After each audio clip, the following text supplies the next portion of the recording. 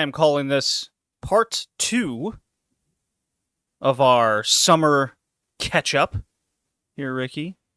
Because we have not talked any New Japan Pro Wrestling, I believe, since about July. I think we've briefly mentioned it. Briefly mentioned it. I haven't watched a lot since July because of life stuff, so I'm looking forward to hearing what you have to say about it.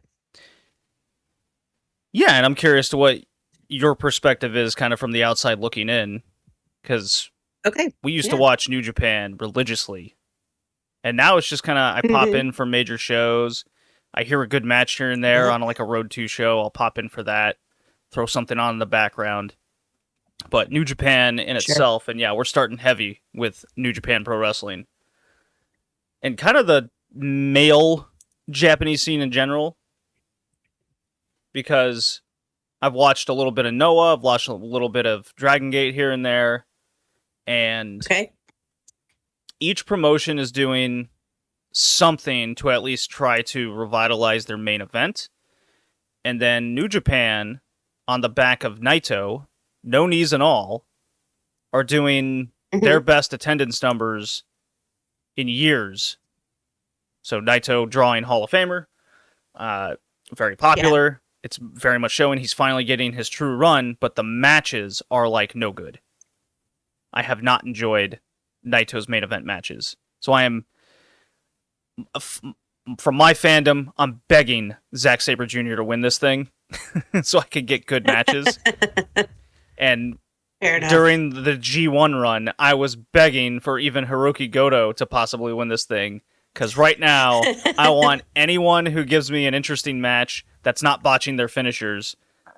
And Hiroki Goto, I'm still a big fan of him. His run in the G1 was invigorating. Yeah.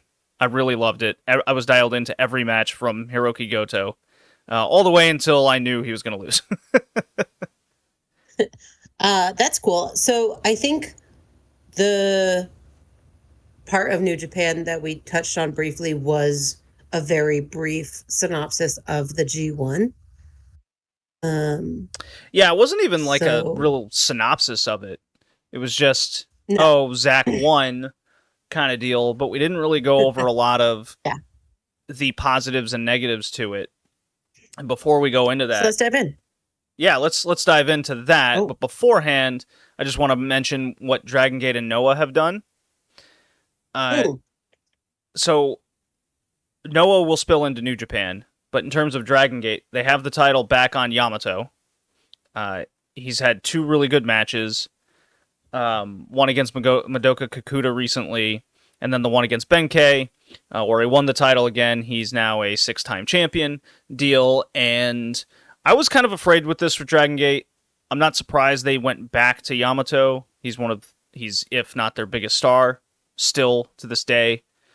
And that's an indictment of the new crop of talent, which we can also relate to New Japan with guys like Uemura, Umino, Tsuji, etc. And on excursion is Rohei Oiwa and Noah. Get to him in a second. But in terms of Dragongate, Kakuta, Kota Minoura, Benkei, like this generation that they keep putting the title on, or at least getting into the main event, they're not getting over, and they're not drawing to the point where, at least from my perspective, in my opinion, the promotion is still very stale to me and not interesting, and it has a lot to do with the wrestlers not meeting the standard that you want of a main event. Yamato's back there, he's got 2 strong defenses, I've enjoyed that. But it just feels like we keep backtracking in Dragongate, and they keep struggling to get new talent over. In Noah, they have no talent, and no new talent to get over except Kaito Kiyomiya. So it's very strange that they've built basically the N1, that's their version of the G1, and his like top rival as a New Japan young boy to be his rival. Rohei Oiwa has had no push whatsoever, but Noah did it. And, think of it this way. Imagine if... No, we don't have to think of it anyway. Like, Kaito Kiyomiya was in the G1 last year, and he didn't even make it to their like a little eliminator rounds. He was in the group with a lot of the other young guys, and they kind of put him at their level. And now we go to Noah, and Noah's booking the New Japan young boy higher or more interesting than they have their own talent. Who was he feuding with in New Japan? Okada, I guess, before Okada left? Hiro Kiyomiya? I mean, it was hardly a feud. When Okada kind of put him in the dirt pretty hard. I mean, it was super hot for a few months. That's the match that they built to. Yeah, and Okada, Kiyomiya, right? Yeah, and Okada just laid him in the ground and like pat him on the head, basically. Good job, kid. Right. And that was kind of the end of him in New Japan? Well, no. Kiyomiya ended up getting into the G1 and whatnot later on, but it really pivoted towards Kiyomiya against New Japan's young talent, particularly Rohei Iwa, who ended up going on this in-country excursion, which was kind of strange. I wonder if this was a deal New Japan and Noah had together. I'm not sure. It's just so out of the box and abnormal for... I mean, is Noah in such a bad shape and in so dire need of anything regarding New Japan to have interest that New Japan goes, okay, here's our young boy, our young lion. You have to book him strong. And Noah just has to bend over backwards and do whatever they say. I don't know if they're at that point, but it's not out of the realm of possibility that they just have no legs to stand on. Do you think, here's a question, do you think with Rohei Oiwa coming back to New Japan that he should now be slated at like a Yota Tsuji level, kind of like the level that Noah had booked him at? Or do they simply still have him as a young lion back on excursion and slowly build him up over the next 2, 3, 4, 5 years? Well, it's hard for me to say because I haven't been watching what he's doing in Noah. So is he, like, what is his reception like? I think he has major star potential, for sure. And I think he has what they want out of Shota Umino. And he's better than Umino. Then maybe that's your answer right there. Yeah. It's hard for me to say from the outside in on that one because I just don't know what I don't know anything about him really. So I would recommend I don't know. I would recommend hunting down his series of matches against Kaito Kiyomiya. And that will give you everything you need to know about Rohei Oiwa as he returns to New Japan as a full-time wrestler. All right. Yeah, Fair enough. Yeah, very exciting. Now, hang on before we move on. When are we expecting him back in New Japan? So they had Destruction in Kobe on the 29th here. Okay. Mm-hmm. And he returned and joined Zack Saber's group as X, which was kind of expected. And that's why I posed the question. It's like, is that the right place for him to return, or should they have done more with him? Mm-hmm. It's kind of the deal. Destruction Kobe was like an okay show. I was certainly like, all the matches were like fine. I wasn't into the main event. 31 minutes of Naito Great Okan kind of grapple fucking and botching high-end moves was not great. Believe it or not, the David Finlay Yoshihashi match was immensely more interesting, even though I have no interest in the two wrestlers. I was gonna say that's interesting coming from you. Yeah, it's not. It's like, it's a match where I look on paper, they build it up, and I go, okay, I just hope for a good wrestling match and nothing more. Because I'm just losing interest even before that. How was the 6-man tag match? Which one? Or I guess I know I just I just realized there were 2 of them on the card. I mean, I'm the TMDK girl here, so how was that? I mean, it's just 5 guys. It went 6 minutes. It was really just a vessel for Oiwa to return. That's really what that was about. Gotcha. Yeah. Okay. Really, the show you Cool. can start at Dookie versus Kanemaru, which was a solid 20-minute match. Shingo Hanari was my favorite match of the night. Every time those 2 bulls meet, I just really enjoy it. Yeah. I mean, I think I love Shingo so much. Yeah, that's more my style. I will admit that the heat and the interest in Finley Yoshihashi was way better, but not my Okay. it's hampered to me and my fandom because of who was in the match more than me thinking one match was better than the other. It's just what I was more invested in. Sure. I get that. And I believe that was the highest Kobe show that New Japan has drawn in many years there. Highest meaning in attendance? Yeah. Yeah, it's certainly not their best best show from like a rating standpoint. No way. Just checking. Yeah. I believe we mentioned Capital Collision last time, but it was only focused on the Mercedes Momo main event, which I really enjoyed. Right. Gabe Kidd Leo Rush was really solid. Oh yeah. Teton Zach was solid. Naito TJP was junk. Goes more into why Naito matches just suck these days. They're just immensely bad. Hiromu Mustafa Ali, I expected more out of. I mean, it was a good match, but far from great. Yeah.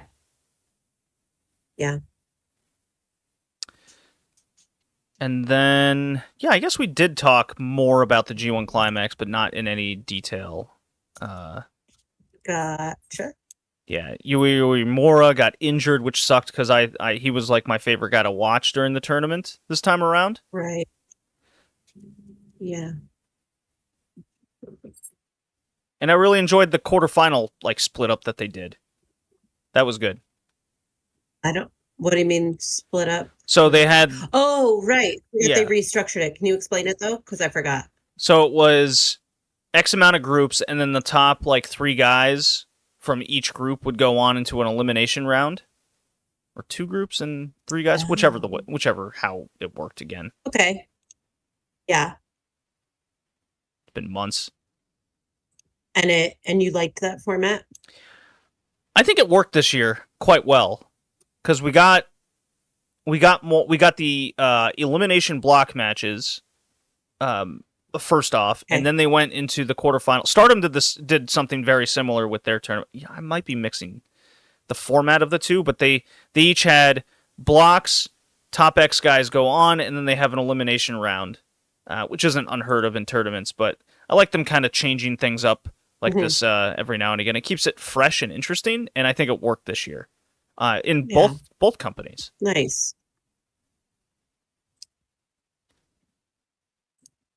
What do you think? Thinking back, because I was doing a lot of Matchguide and my rankings and all this again. What do you think is the top New Japan matches on Cage Match this year? Top of your head. Oh my god, I have no idea. I've watched none of them. Danielson's ESJ. That's number 1. Okay.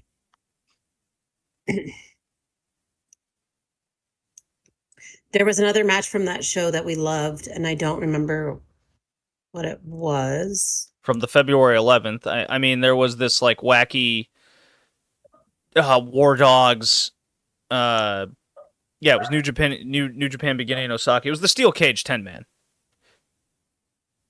Okay. That was wild. Right. Yeah. Okay. That's actually number That's all 4. I got in my That's number memory. 4. So believe it or not, Okay. Danielson Okada was from this year. Danielson Okada at Wrestle Kingdom. Wrestle Kingdom. Oh yeah, January Yeah. 4th. Yeah. Okay. And then Was that their first match? No, that was their second match. Or The their first one second was in one? Toronto at Forbidden Okay. Door that I went to. Thank you. Okay, and then Wrestle Kingdom, and then the one we just had. Yeah. Okay. So from there, it's basically a list of the best G1 matches that fill out their like top 15, which I think encapsulates. Really? I think that encapsulates a lot of what New Japan has produced this year at a main event level, and that's been pretty disappointing. Yeah. And that's kind of like even going by Meltzer's ratings and Cage Match combined, it all goes that way. It's just what was in the G1 in the last couple months. Moxley Shingo is still up there. That was that wild hardcore match that they had. Okay. And then oh yeah. Yeah, and then somehow Okada Ospreay is still on there, even though I think that was like their weakest match that they've had against each other. That was Battle in the Valley. That was this year, believe it or not. I don't remember that at all. Yeah. The last Okada Ospreay match I remember watching was the 20-minute G1 match last year. Yep. But time means nothing to me anymore. I've been through some shit and I don't remember what I did yesterday. And yeah. Life is hard. I don't blame you. Life is hard. Okay. So I didn't watch a ton of New Japan recently, but I did kind of get back on the indie bandwagon, and that's been fun and relaxing and just kind of. Yeah, I saw you tweeting about Wrestling Open and catching up on that. I don't pay a ton of attention to it, but I perk up for the important matches. Yeah. So I watched. So the first indie thing that I caught up, well, I say caught up on, but I was Prestige Roseland 9, which was on September 29th. That was a show that I was trying to get to physically, and I couldn't get there, obviously, because of circumstances. But then because of other circumstances, like the Florida hurricane and stuff, their whole card got shuffled around. And it was still a show. I watched Wrestling Open this week. I watched Krieg Pro on Friday. Ricky, could you log out and log back in? You're breaking up and on a delay here. Yep. Yeah, I caught it. Hang on one sec. All right, technical difficulties. Trying to figure that out. Okay. See what she can do. I think I'm good now. Okay. I think I accidentally opened my main browser window, which has like 95 tabs open because that's how my brain works. So, that'll do that. Chrome does not like that very much. No. So I'm looking at the Prestige Roseland one. That was the triple showing between DPW and West Coast Pro also on the card, correct? Correct. Okay. So those that don't know, Athena and Amira was on that card. I did watch that match. Calvin Tankman against Dijak happened. That was the DPW World Title match. I think it's... Yeah, that one was great because we had Brian Zane on commentary, and at one part, Calvin Tankman does a tope, and Brian Zane says, and a man the size of a large boulder, the size of a small boulder. Oh, no. The Colorado joke. Reference to a Yeah, it's a reference to a viral tweet that a Colorado like traffic authority had had tweeted a large boulder the size of a small boulder, but it was just so perfectly placed by Brian Zane. I had to applaud him for that. But yeah, really, I mean, especially like I said, considering uh a lot of those matches were rebooked on the fly, it was still a very good card. Yeah, it's probably the best indie show I've seen in ages. Like nothing was bad on the show. Like at worst, Mhm. you're just kind of frustrated with like a booking decision in the main event, and then nothing kind of dipped below a 3-star, 3.5-star match, which I really enjoyed. Like everything Right. made sense. Yep. Masha defeats Kylie Ray Oh, in 13 minutes. Like all the matches got good time oh, too, so I was yeah. never disappointed Yeah. with that. Yeah. Oh, and this one was free on YouTube, by the way, presumably because it was Yeah, um a multi yeah. promotion show and they probably couldn't agree on who was going to hold it. So you can go back and watch this one for free on YouTube. Um I mean, you guys know how much I love Kevin Blackwood. He had a very good match against Trevor Lee. Yeah, that was my match of the night. I vastly enjoyed that one. Yeah. And kind of out of nowhere, we got an SCU reunion. I know. I was like, what's going on And here? so this is the first time we've seen Scorpio Sky reunite with other members of SCU. I On the last Jericho cruise, Christopher Daniels and Frankie Kazarian had a moment. So that was January. So it's not like done. They're willing to, continue to work together. I think this was Scorpio Sky's first match in like a year, isn't it?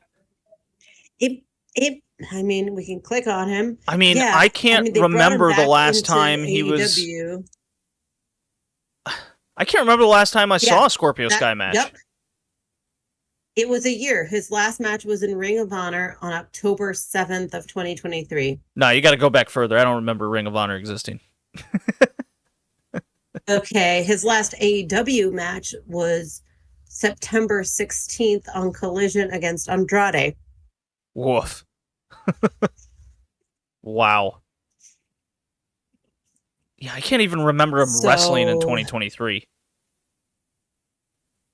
so he had 1, 2, 3, 4 AEW matches in 2023. Well, that explains it. That's why I can't remember. July, he faced Action Andretti in singles action. Early September, he was in the over budget charity battle royal. And then I do remember he that match. I do remember that because that only had was 3 matches. Yeah, he only had 3 matches in AEW in 2023 because Andrade was his last match in AEW. Then he had 3 matches in Ring of Honor. And yeah, this match at this Prestige co-branded show with West Coast Pro and DPW was his first match in almost a year. God. It would have been a week later. Yeah. Wild. The main event, I was pretty disappointed Remember in. when AEW was pushing him as a main eventer? No, they pushed him as a semi-main eventer. Well, anyway, they thought he had something. He does have something, but now he's 41 and I'm worried. He's a guy that's very replaceable these days. I think he served his purpose in the early AEW years, but he can go to TNA. I love Scorpio, but Nah, I'm over him. Yeah. He was good in this match, though. I liked him. Yes. Yeah. I mean, he's way more interesting as a tag wrestler with, well, in this case, Frankie Kazarian, than any sort of singles run the guy can offer. I mean, that's probably true because at this point, you're right. He is sort of replaceable. Yeah. So yeah, teaming him with the right tag partner is probably important. Oh, I also don't want to, sorry, before we move on from Prestige, I don't want to forget to mention the opening match, which was the three-way tag. This was another match that was changed because Sinner and Saint were supposed to face FTR, and instead they got thrown into the previously booked match between C4 and Violence is Forever. Oh, because FTR couldn't get out of the Carolinas. Correct. Yeah. But this three-way tag match was, I think. I mean, just did you hear the names of the teams that I mentioned? Yeah. Yeah. So it was C4 very and Violence. good. Yeah. I mean, that's great. Yeah. So yeah, so that was a really fun show. And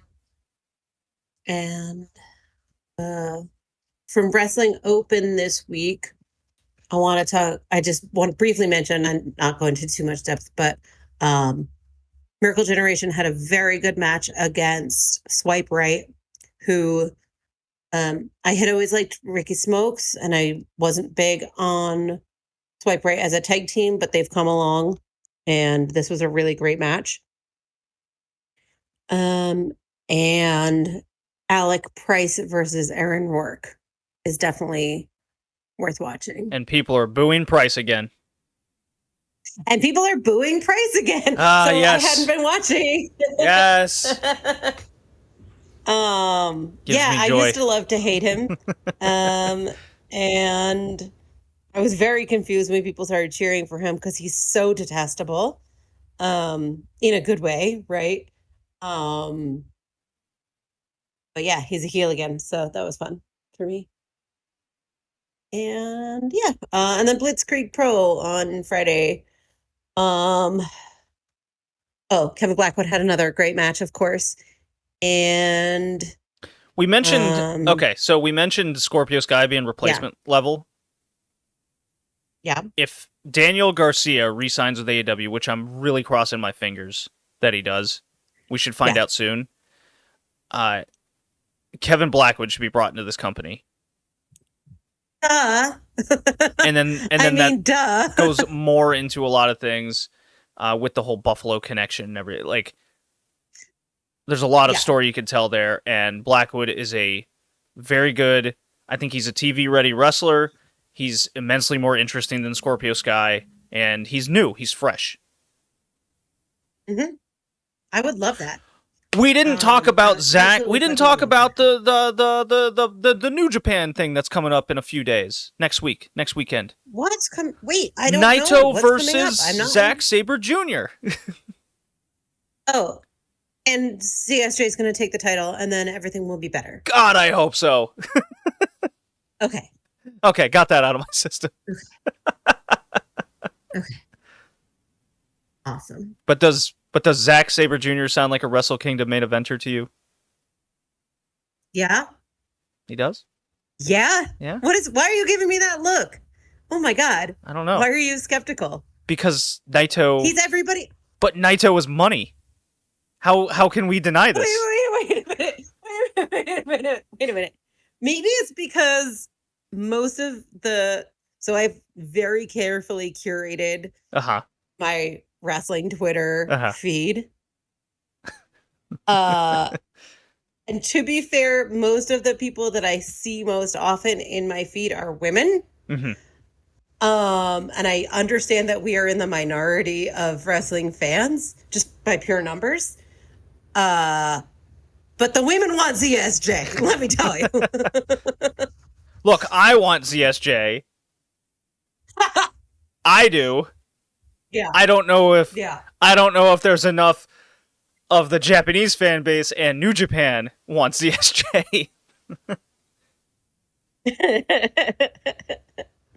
Well, I mean, if we're talking about like pure skill, all Zack Sabre Jr. has to do is leg lock Naito's knees a few times, and Naito will tap out because he's a broken individual.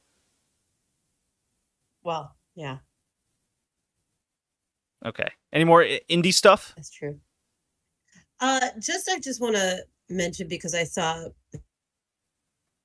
Bobby Orlando I was trying to craft a post about Bobby Orlando without it sounding like it's meant to be a compliment, and I just don't know how it goes over with actual wrestlers. But he's got to be the most dependable person. Like, I have a feeling like when people book Bobby Orlando matches, they can like go about their business. They can like, like see to merch or count their tickets or like something. Because if Bobby Orlando's in the ring, like you have nothing to worry about. Like he's gonna put on a solid performance. Um, he's just so consistent, and I really enjoy his work. So I just wanted to mention Bobby because he's the goatist and he's my mom. All right. So we are 30 minutes into this thing. Woof. Time flies. Sure does. Yeah. So we had New Japan and Indies. Now it's time for AEW. Let's go. Okay. So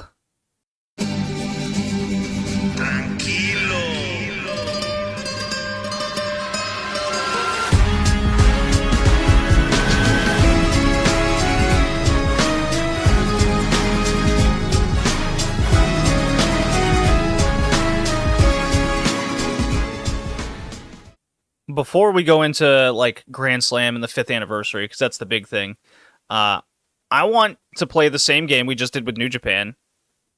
Because I spent a lot of time updating my match guide and all that. What do you think are the top AEW matches of the year so far, according to Cage Match? Okay.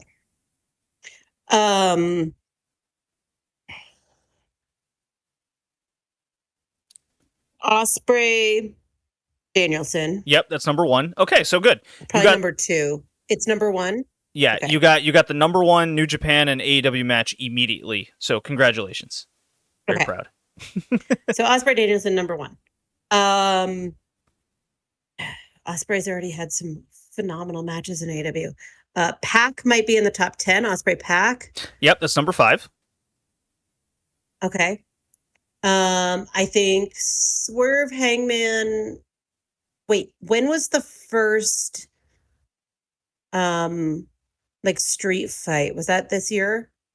Before the cage, the one where they drank each other's blood? No, that was last year. So I think that okay. Well, then Swerve Hangman cage match is going to be up there. Yes. Top 10 at least. That is number 7. Okay.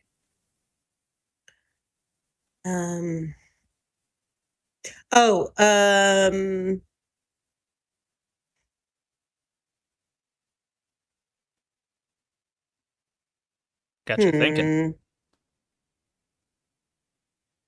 I'm sure there's a tag match on there. Yeah. A certain guy retired earlier this year.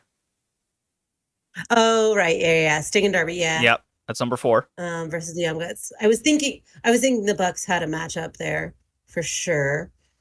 I mean, I'm looking down the list, and the Young Bucks, besides the Sting retirement match, is completely absent.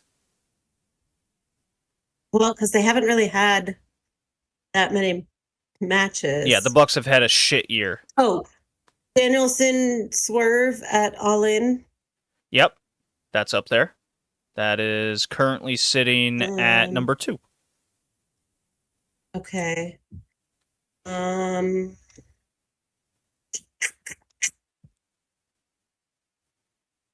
Swerve Osprey. Number 6. Swerve Joe. No, and that match was kind of a mess. For the title? Yeah, no? That's but he won the title, so I thought people might be like, it was good. Oh, I see your logic there. Yeah, that makes sense. A match I thought would be much higher. How many do I have so far? You have all but 2. Oh, okay, that's pretty good. 2 or 3. Match I thought would be way higher because it's much higher on my list is MJF Will Ospreay from August. Oh yeah, that was very good. Yeah, not their pay-per-view match, but the TV match. Yeah. Also, did I say any All Out? What happened on All Out? That was a fucking disaster. Oh, Osprey Pac? You said that. That was your second one that you said. Oh, So okay. the ones you're missing, number 3, Takeshita Yeah. Osprey from March. Oh, yeah. Yep. Forgot that happened. That's 'Cause that was before Osprey signed, um yes. right? When did he sign? I Yeah. thought. Anyway, Well, whatever. Yeah. I don't. There Whatever. there Anyway, was the TV match at the beginning of the year of a Swerve and Adam Page, and then Swerve and Adam Page TV. Okay. and then Statlander Willow has cracked the top 10. Oh, yes, of course. Yeah. Fucking great stuff. Yeah. Okay. Cool. So now that we got that out of the way, I mean, when you lay out the matches like that, and I look at cage match, I disagree with like Yeah. the order of most of them, but like that's the top 10 essentially. I really agree with it. Which generally every year I'm like higher, lower than a lot. You know, there's a bigger list to pick from, and I think much like what we just did that experiment with New Japan, the list is much smaller than years past, in my opinion. As in the totality of matches to choose from doesn't match the output, but the quality of our top 10 is still very much there. Like, we know those are excellent matches that we've really gotten hype for. At least in terms of AEW. Yep. New Japan just didn't really have anything until the G1. Very few. AEW has been very... Like, their summer was pretty rough when you look at that list. Like, most of everything happened in the first couple months and then the last couple months. And when I'm thinking about it that way and kind of putting pen to paper, that makes sense to why we're kind of not as hot on AEW. Like, we weren't as hot at them between the last 6 months as opposed to now. Does that make sense? Yeah. Not as much buzzworthy things to stay on top of. So I would kind of put it between Sting's retirement and All Out. Is that fair? Yeah, totally. Yep. Okay, so we got Grand Slam and the 5th anniversary. AEW announced their new television deal. And this is immensely interesting to me because now we're going to get a circumstance where AEW Dynamite is going to outlive Nitro, which gives me immense pleasure. I mean, we knew it would, I think. Well, I mean, yes. We didn't know, but with the state of television and how this company runs its business and how it's profitable now more than ever, it's the second most successful wrestling company, at least in terms of America ever. We still got CMLL, we still got New Japan. So anyways, with AEW, it's broken down like this. We're looking at anywhere from like $160 to $200 million. The deal is for 3 years, with Dynamite and Collision staying where they're at. And what's happened is Rampage is off the table and being shopped. So in terms of what Warner was able to do, they essentially paid, let's call it double for simplicity reasons. They paid double for 2 shows instead of 3 now, is what's happened. That's really good for AEW. And the number I've seen floated around, whether it's WrestleNomics with Thurston, The Observer, anybody who's crunching these numbers, AEW just had to be above 130 million to be profitable, and they're going to be way over that. So they're comfortably making money now, which we discussed in, I think it was either the last episode or 2 episodes ago where we were talking about like Grand Slam and attendance and those things and what matters. Now AEW is looking exactly like WWE was in like 2018, 2019, where ticket sales and the state of because of the state of television and their money, their ticket sales are very less worrying because they make all the money where it counts.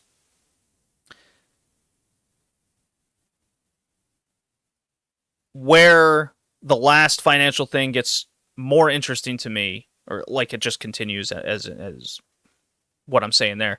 Um, they're shopping Rampage as a new entity called Shockwave. That's the understanding, and it looks like it's going to be on Fox and probably Fox proper in some capacity. It's not official, but that's very interesting because then that's X amount of dollars more. So they're able to keep adding along with, looks like AEW pay-per-views are going to be sold on Max, which is more money, so they're not losing their pay-per-view business. Money-wise, AEW's in great shape. Now they just need to figure out, at least from our fandom perspective, let's get some people in these buildings so it makes the shows more lively.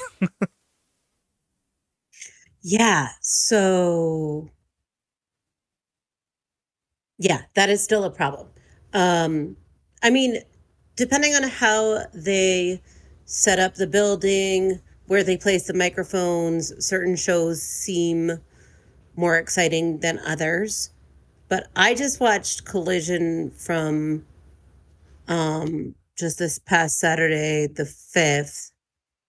Um, and there was this like super high flying 4-way match with Action Andretti and Hologram and fucking the crowd. I mean, at one point, there was a "This is awesome" chant, but up until that point, Jason and I are looking at each other. We're like, why are people not reacting to this? Like, this is all the flippy dippy shit that we love. Like, what is going on here? Yeah, the shows have been good to me lately, as in they're giving me what I want as a fan more often. We're getting like a good Beast Mortos match. Hologram's cool. I'm into what they're doing with Collision. I think they can still kind of weave more. They're booking, I can't call it long term, but it's certainly not short term. It's like kind of a 2 to 4 weeks is what they're booking for, which is usually an issue when you start running monthly pay-per-views. You kind of start doing that. That's what I was gonna say. Yeah, that was a big issue I had with WWE, where everything is booked on this like 4 to 6 week trend line essentially, and then it just recycles to the next opponent, and that's an issue. That makes it much less interesting. And if we look at the 5th anniversary show, them shoehorning in that Danielson Okada match, that's too short term. Right. And I think that, I mean, and that comes from All In, 2 weeks later, All Out, then Dynamite 5-year anniversary. We have Wrestle Dream coming up in just a week, and then only a month and a week or two. It's 5 or 6 weeks in between Wrestle Dream and Full Gear. Yeah, we still got Full Gear and World's End. World's End. Luckily, we have we have the 6, Continental Classic coming up to fill in a lot of that, so television will still be interesting. Do we have confirmation that they're repeating the tournament? I mean, they have to do it, right? That was like the best part of television last year. It was, but I haven't heard anything on TV about it. Well, I mean, that goes into a lot of the advertising critique that's certainly plaguing AEW these days, because we used to get, once upon a time, we would get cards announced ahead of time, along with where they'd be and what venue they're going at. That's true. And they just don't do that anymore, and I think that has hurt a lot of momentum the company has had. That's true. On the other side of that, though, I have heard that they have been doing more local marketing, at least for the bigger shows. Like Britt Baker was on the media circuit doing the Dynamite anniversary show, and I know Swerve did a lot of local media appearances when he was still had the belt leading up to the big shows. So I think that's really important, though. Like when WWE comes to Denver, I mean, I see, I mean, there's like bus signs and signs outside the arena. And well, granted, our arena is downtown, so it's It's kind of hard to miss, but yeah, you know what I mean? Like Yeah. just bus signs, right? That's the biggest thing. Like, why does the AEW not advertise in the city where they're coming? I don't know. Not sure, but yeah, well, Yeah. there was the press release that came out about WWE kind of axing and having an exclusivity period, and they're booking venues more Yes, but than it's once to black out when about you can advertise and sell tickets. right, but it's about the venue, not the city. AEW Well, can AEW is. still advertise. I think there's a certain distance clause as well. There was a lot of mumbo Oh jumbo my to it God. of cutthroat business tactics. And look, WWE is not the only one that has done this. You can look into certain like Sure. concerts and concert venues that say you can only advertise like Taylor Swift and no one else for X amount of days. You know, Right. it's that's not very shocking to me in any way. It's just AEW has to work around that exclusivity plan that exists, or don't run similar venues to WWE. You kind of, or you book your schedule around it, right? You're kind of at their mercy because they're the number one, they're the biggest company kind of deal. I mean, WCW had to do that with WWF for decades, basically. Well, a decade. Yeah. Like WCW Okay, I would have a run the couple other South, questions. WWE would run the North, kind of deal. I have a couple other questions leading up to Wrestle Dream. First of all, Wrestle Dream is on a Saturday, and I have not heard anything about if they're rescheduling Collision. Are they just skipping it this week? No, they'll probably do it on like a Friday, so it'd be like Collision and Rampage. Maybe. Okay. The other question that I have about Wrestle Dream is why does Chris Jericho have another title shot at the Ring of Honor title? And also, why are only men's Ring of Honor titles defended on AEW pay-per-views? Where is Athena? Cause Where are her flowers? Why is Ring of Honor the worst thing that Tony's doing right now? What is going on? yeah, how many times can we have that conversation? Well, okay, so before we get gotta know. Yeah. Before we get into Wrestle understand. Dream and the preview, I do want to say this. I do want to go over this. So you mentioned Pittsburgh and local advertising. In 2023, the last time they were in Pittsburgh was April, so it's been a year and a half. Yeah, it's been a year and a half. They had 5,800 there, and then this time around they had 4,500. So 1,300 less with a Danielson Okada main event that was shoehorned in at the last minute. Could they have, if they had booked that properly and given enough time, could they have gotten to the same thing? Because look, the main event last time was Guevara against Jack Perry, which ended in count out after 11 minutes. So a significantly weaker card, and yet got 1,300 more. Huh. Interesting. Yeah. So put that together. And then Grand Slam, we went over last time, but they did get up to almost 9,000 people. So they got a lot of people there. I think it's their largest TV of the year, largest attended TV of the year, headlined by Moxley, Darby Allin, which sounds right. Very good. Not the best match on the show. I really enjoyed Bucks, Ospreay, Fletcher. It's the best Bucks match this year, next to Sting. Oh, phenomenal stuff. That match was chef's kiss. We need more of that. I watched it. We need more of those Bucks, and not. I think. Yeah. Well, I think we're going to get more of those Bucks because I think the Outrunners. So the Outrunners are baby faces now. FTR are baby faces. FTR is going to turn heel on the Outrunners at some point. I don't think they are. Wait, that doesn't make sense because the Bucks are still heels. Okay, and the Bucks are better as heels. Never mind, forget it. The Bucks are better as heels, but not in this gimmick. Yeah. This gimmick stinks. Well, until Kenny comes back. If Kenny comes back soon, this gimmick could do better. And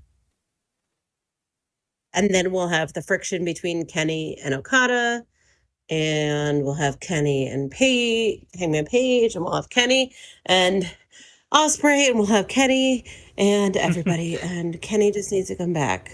Oh, I guess it'll be Kenny and Ibushi versus the Young Bucks. That'll be the first feud. That's gonna be super questionable. Yeah, they're both getting healthy. Yeah. I mean, can Ibushi and Omega bring it after this long injury hiatus? I don't know. That's an interesting question. Considering the quality of match Kenny put out when he was on his deathbed before his surgery, I'm not really worried about what he can put out after. Hey, you never know. The surgery. You never know what the rust can do. Rust and age and injury. I'm so. Ibushi's the bigger question, admittedly. Ibushi is the bigger question. He looked terrible in that Blood and Guts match a year ago. But don't tell Jason this. He doesn't listen to the podcast, so it doesn't matter. Okay. But I'm trying to figure out if we can get to Full Gear. Because it would really just be flights for us. We have plenty of family and stuff to stay with in New Jersey, so it would be flights in a rental car probably. So there's that. Are you going to Collision in Providence? I'll probably buy a ticket at the last minute. Is probably how that's going to work. Are you going to Beyond Wrestling in Providence in a week or two? Probably not. Okay. Yeah, probably not. Fair enough. I'm a little tight on money right now. Fair enough. Yeah. A lot of bowling tournaments I got to enter. Those kinds of things. Yeah. Yeah. I mean, we really were. Jason and I were talking very strongly about trying to go to Wrestle Kingdom this year, and then with our life stuff turning upside down, that's obviously just that's off the table. Not happening, but we will be at All In Texas next year. That's a no-brainer. It's so close. It's drivable for us. If it was in Houston, I wouldn't have questioned it. I would have been like, okay, that's great. Yeah. But it's in Dallas. Oh, because Mom's there? Well, yeah, I got family in Houston.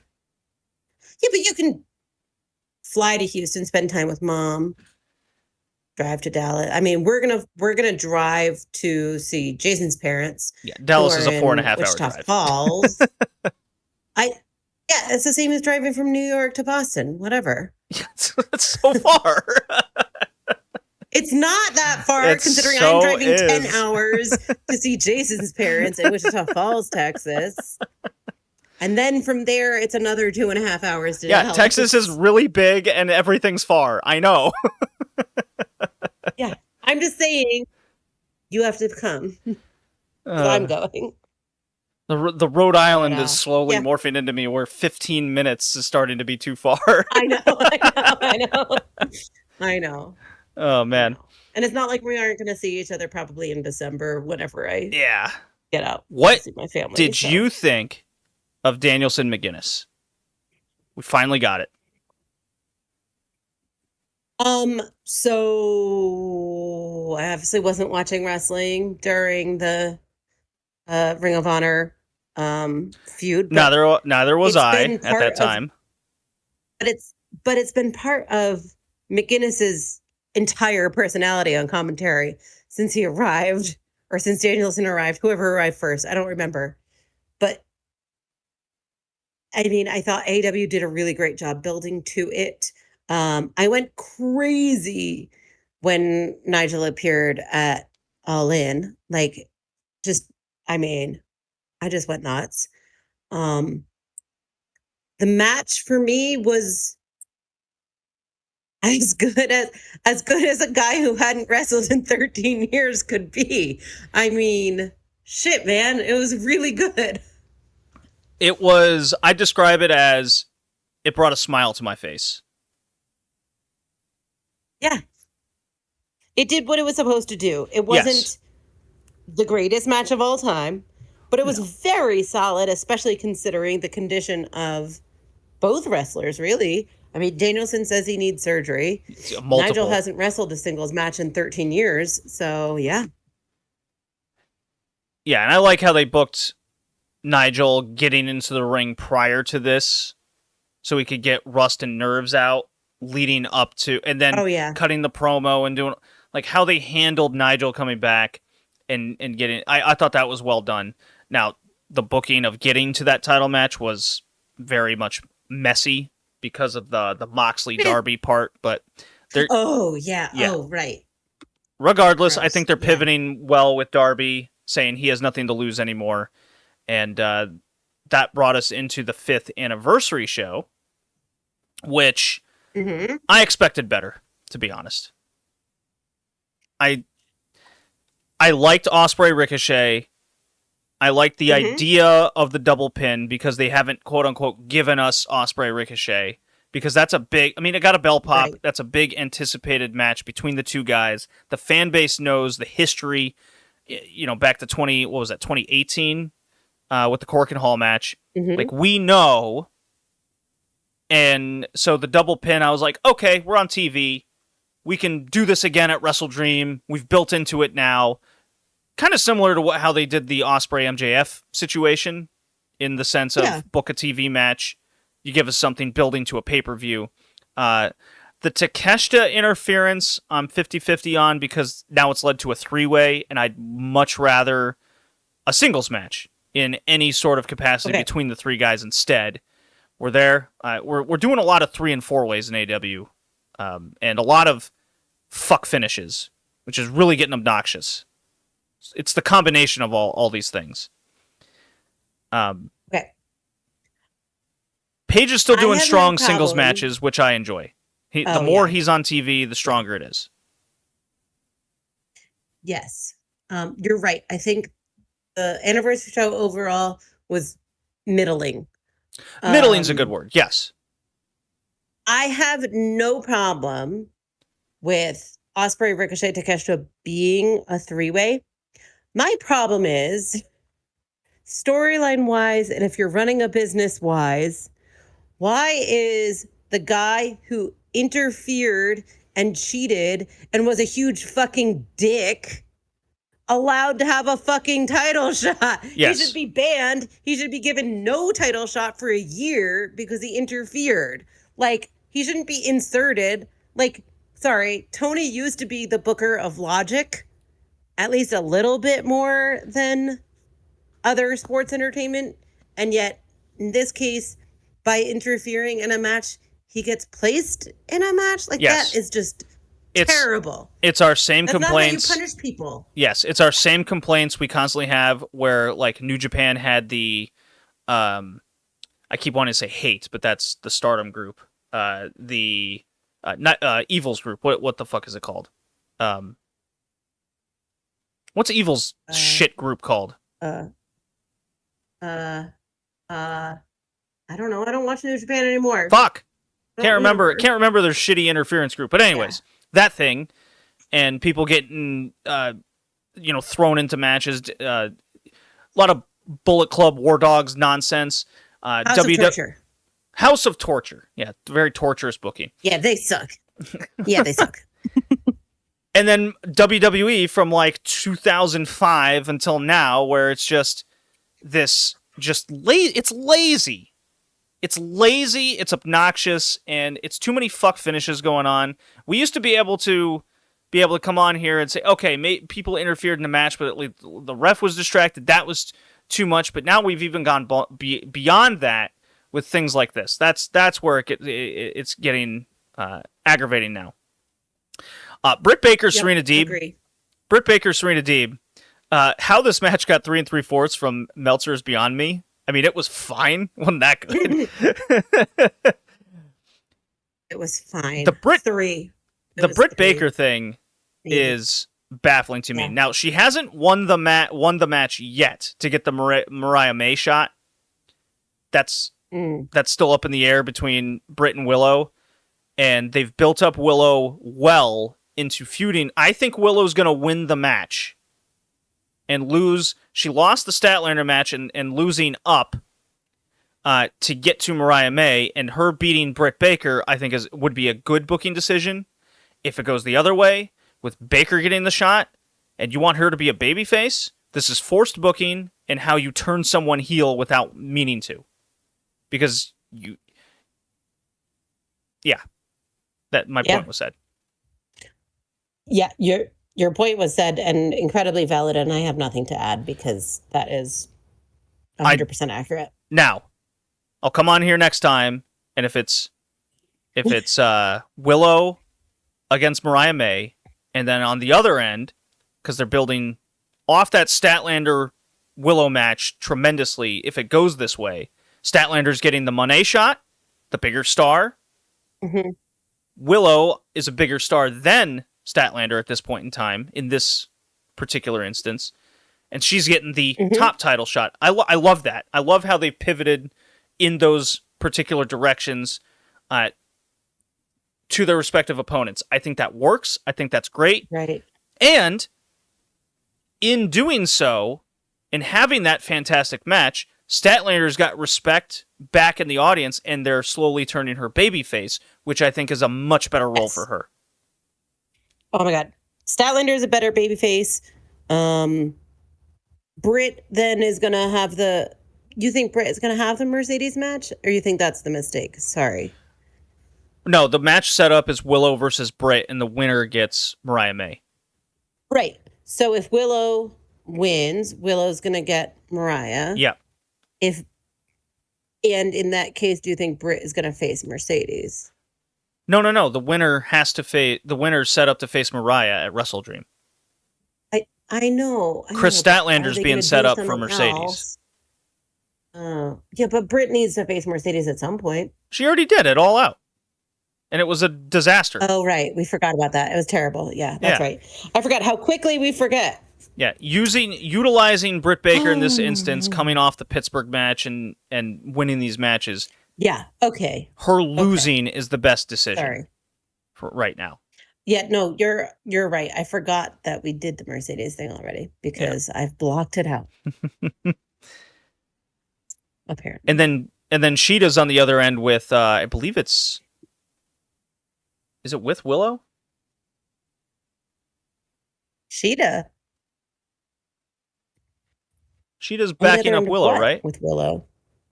Or is Sheeta backing up? I don't know. Whatever. A lot of Queen Aminata is hanging out with Britt. Emi Sakura is back. That match is going to be awesome. I hope Emi Sakura versus Mercedes this week. I'm looking forward to it. That match in particular, Mercedes needs to show up. We expect her to be great, and she's had only a few good matches to date. Need her to step up a level. This is going to be the big test, because Emi Sakura is the most consistent women's wrestler in this division that they hardly use. Well, she's been gone. They just don't use her. I think she was back in Japan briefly. Yeah, well, if they don't use her, then she might as well just be in Japan. Yeah, that's true. All right. And then last but not least, Danielson defeats Okada in 32 minutes. They did the wacky 20 minutes is only Okada's title, and then they did the just stupid backslide finish, which was also botched. I thought the booking of this and getting to the match was a disaster. It didn't go very well. The match was okay. I'm not very high on it. I thought it was fine. Borderline good. But how it ended is the more obnoxious part. Now I don't like the match anymore because of that. It's aggravating.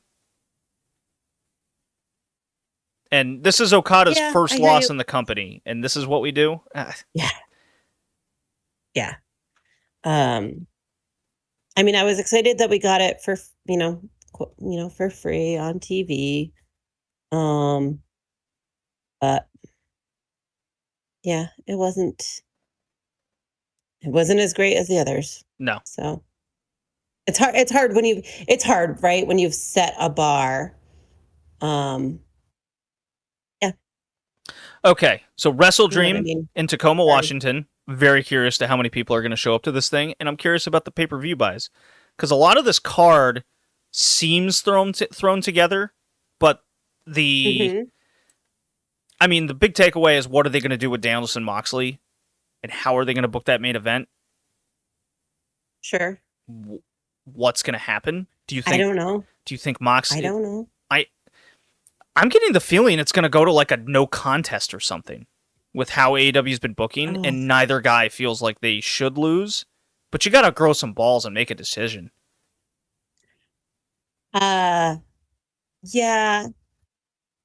I'm not ready for another Moxley title reign. I like this pivot with his character, but he hasn't done enough recently for me to be like, yeah, that's the guy who should be holding the belt. It's tough because Danielson would end his full-time career, quote unquote, and then Moxley's character has Danielson's beaten a liar. the fuck out of him. Well, yeah, he's a worker, but what does I'm not full-time worried about mean anymore? Yeah. It's tough. It's tough. I'm very worried for a fuck finish in the main event of Wrestle Dream. Mm-hmm. We talked about Mariah May's match. Mercedes, currently not booked for Wrestle Dream to my knowledge. We have Jack Perry Shibata kind of thrown on their TNT title match. That's interesting. Brody King. I'm interested in that. Yeah. Brody King answered Darby Allin's open challenge. I'm into that because the last time we saw Darby against a big dude like Brody King, he was tossed around the ring like a ragdoll. So that should be fun. We talked about the three-way. I think that's probably okay. Yeah, that's probably what I was going to say.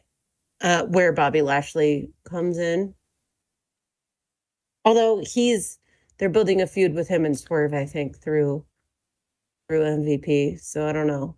Also, the fact that Swerve doesn't have a match in his hometown at this point is baffling. I know they were trying to give him some time off, and I'm sure he'll make an appearance, but it's weird that he hasn't been advertised yet in his hometown.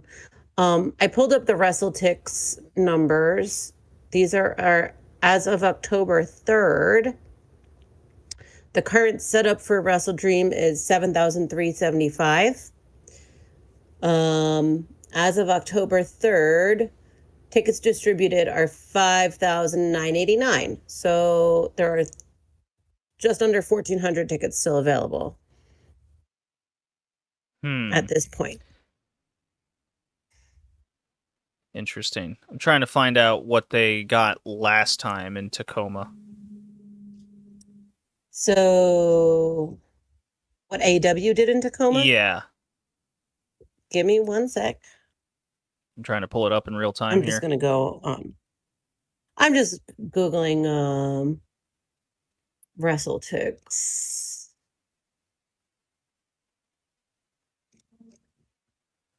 Let's see. Well, what did Wrestle Dream get last year? That's a good question. Let me go back.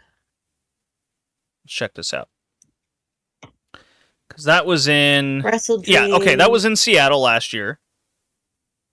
And they had 7,100. So same area. Okay. And you said they have 5,000 right now? Almost 6,000. Okay, so comparable set number. Up for about 8. Yeah, comparable number. I'll put it there. I'll put it as breaking even so far. Yeah. Young Bucks, Private Party are in the show. I thought we could do better. I liked. Oh no, I'm looking forward to that. I loved their that they're harkening back to early days of AEW for us nerds who've been on board the whole time. I'd rather have a better match than a essential jobber team going against the Bucks. But Bucks better put in a good match. Then agree. They better do it. The standard is that second episode of Dynamite in Boston that I was at live, which blew my mind because that was fun. Right. And then last but not least, that is the standard. Briscoe Jericho ROH title match. I actually like the build, but good God, I am worried that this match is going to be shit. Jericho against Mystico was a Um, disaster. This better be better. Yeah, that's yep. Or it's building to something else, or man, I don't know. It's very worrisome how just this I match don't is going even to turn know. out. I honestly don't care who wins the match. I have to have a good match here. I have to. All right. Yeah, I don't. I'm. Yep. You ready for Don't. WCW? Words Jericho. Oh my God. Yeah, you're ready. Fine. You're super ready. Fine. We Fine. are an hour and 10 minutes into this thing. We're going to bust through. Ugh. We are going to bust Yeah, we are. through some WCW. Here we go.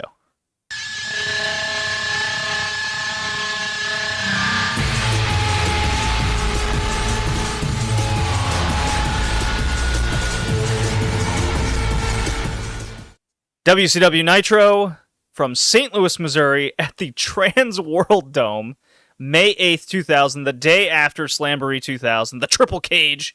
Ricky, I know you were just excited to see the fallout and how and what rambunctiousness old WCW, Bischoff, and Russo were going to book next and get us all in a tizzy. I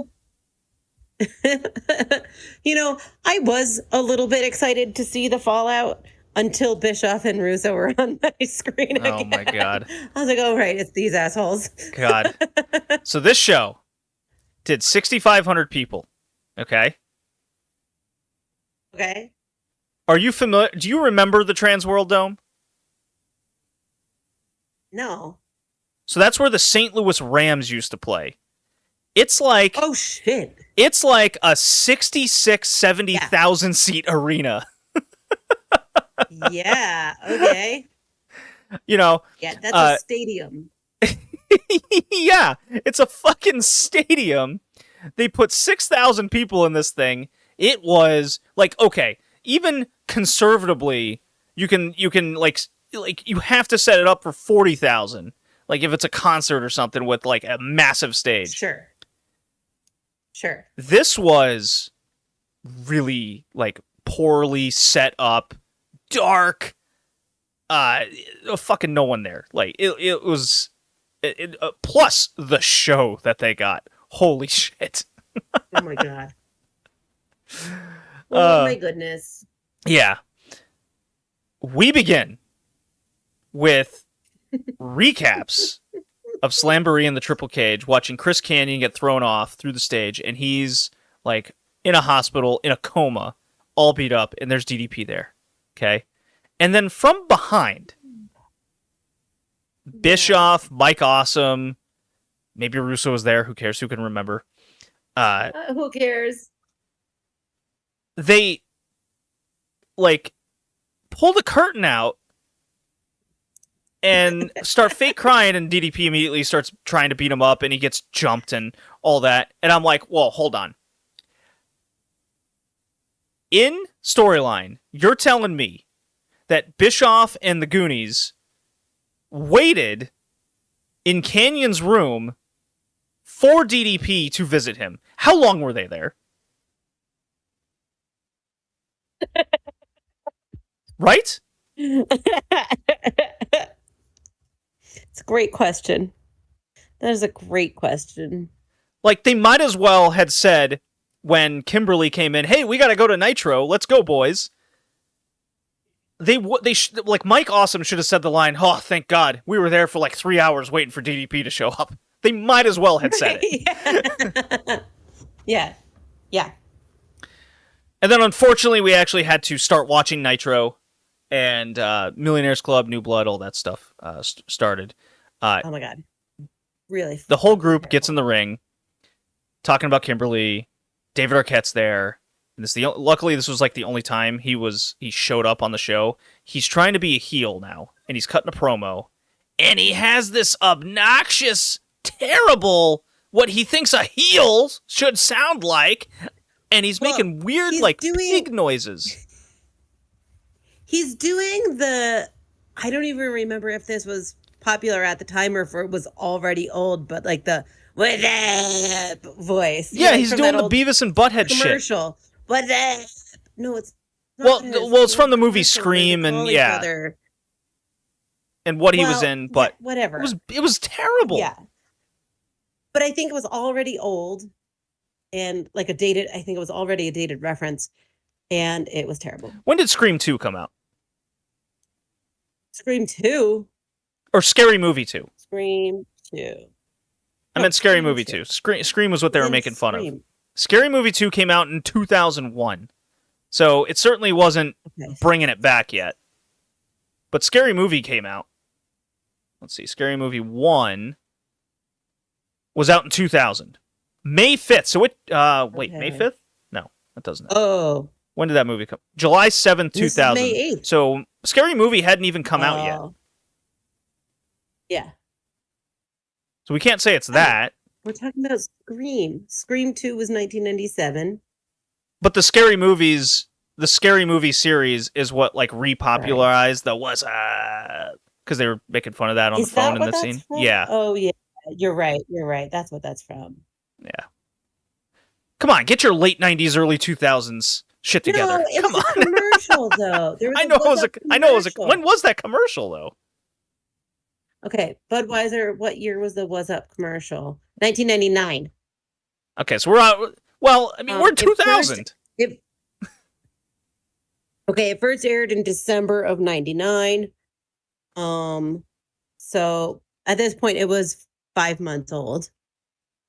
I think enough time had passed, right? Dated, but I don't know. Anyway, who cares? Whatever.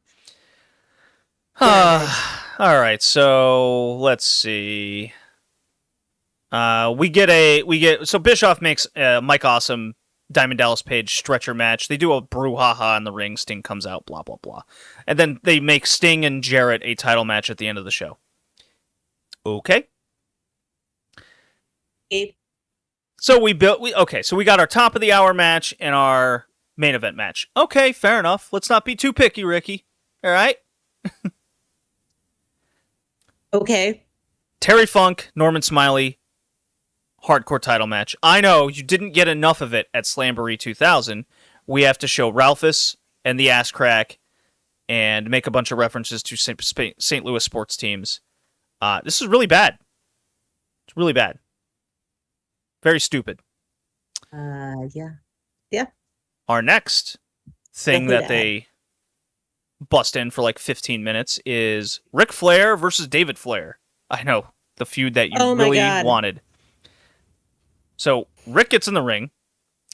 He wants his son out there. Oh, David comes out with Daphne, and who else shows up but Eric Bischoff? Okay. Ric Flair begs his son to come to the ring. Yes. And then when his son starts to say, "Here are my problems," Ric Flair, who asked him to come out, says, no, we're not going to talk about personal problems. Well, yes, and but he says that like 17 times. Yeah, don't bring our personal. We're not doing this. We're going to go home and do it.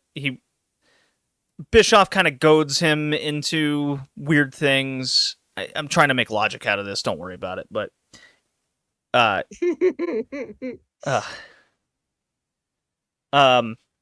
essentially, Ric Flair wants to beat up Bischoff, and then David jumps him from behind, and then they kind of like don't address it for the rest of the night.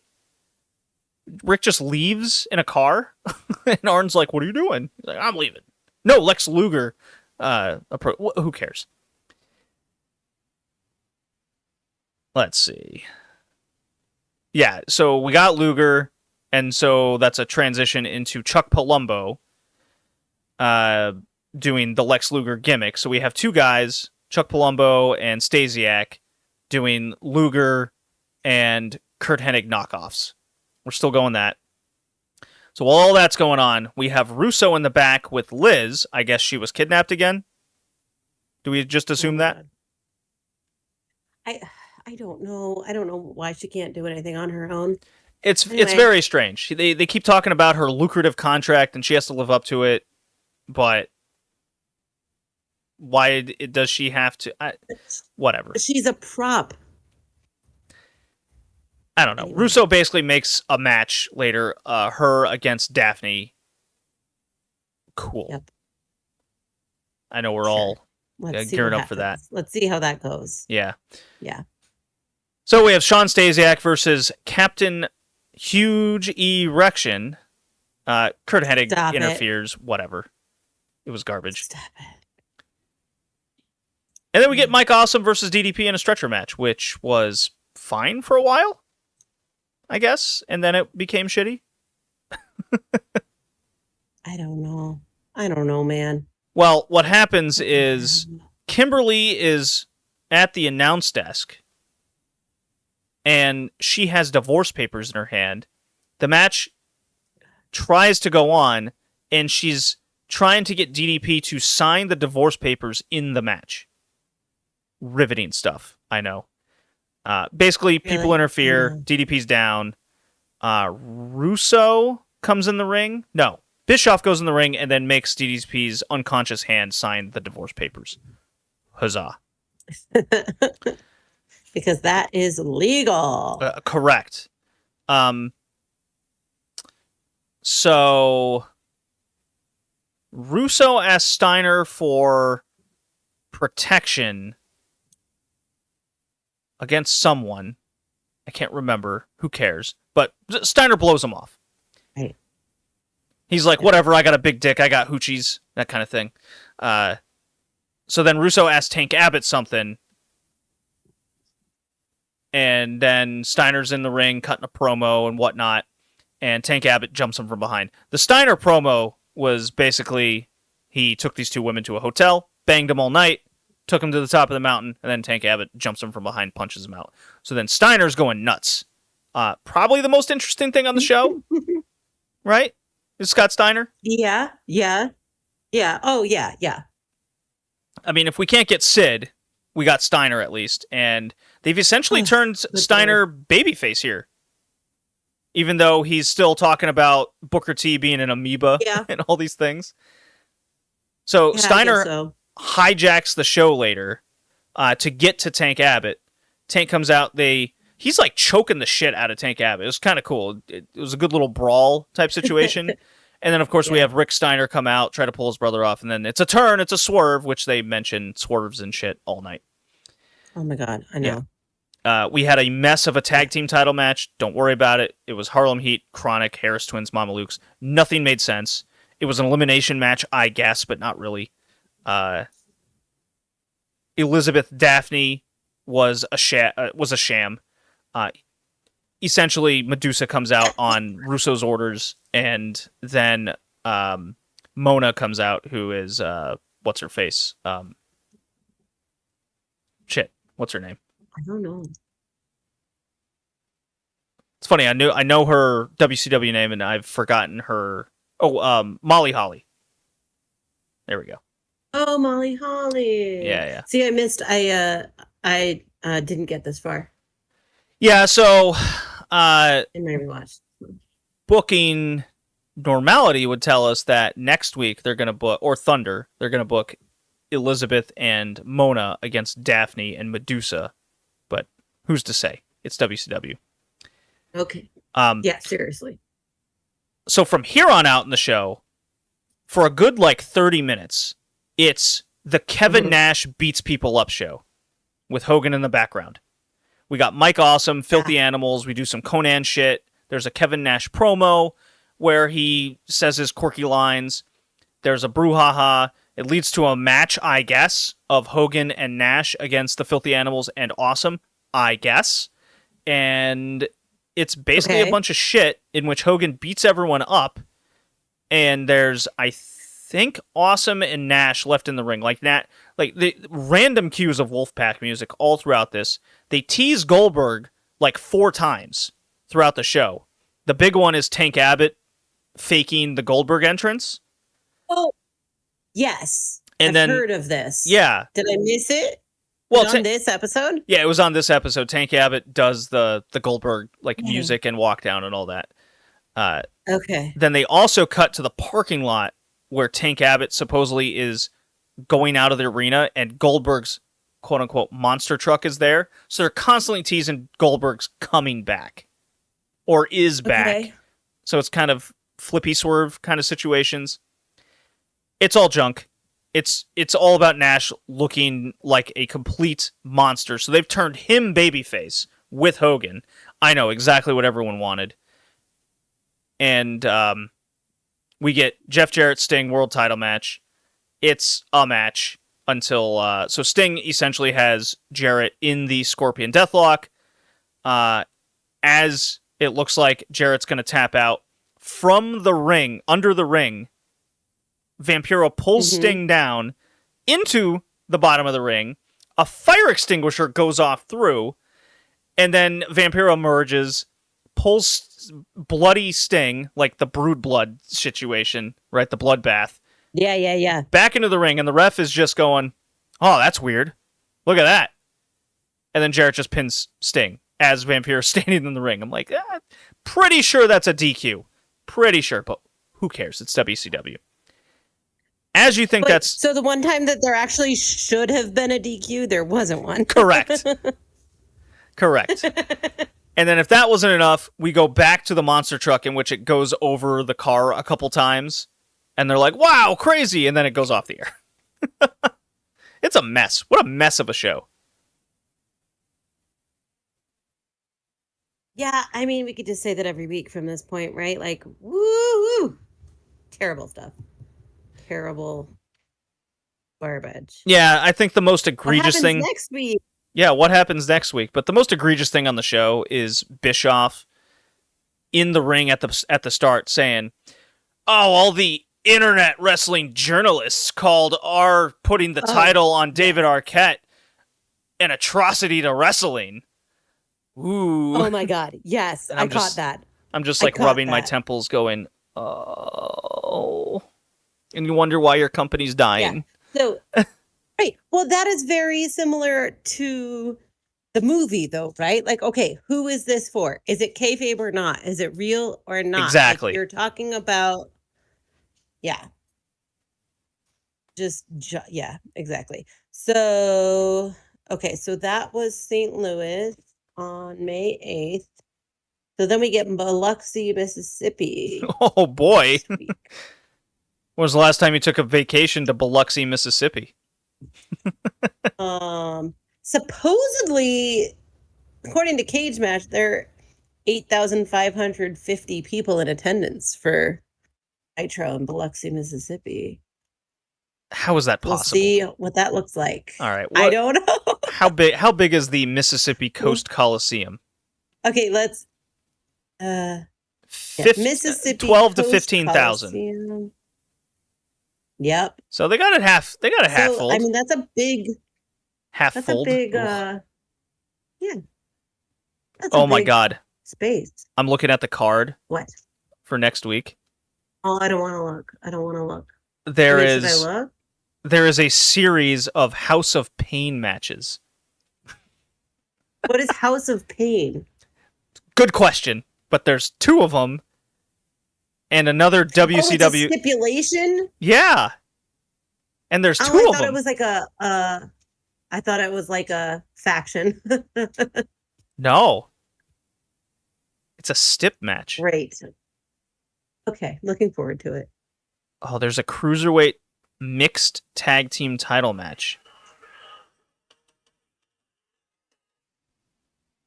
Well, that's my cue that we should end the podcast.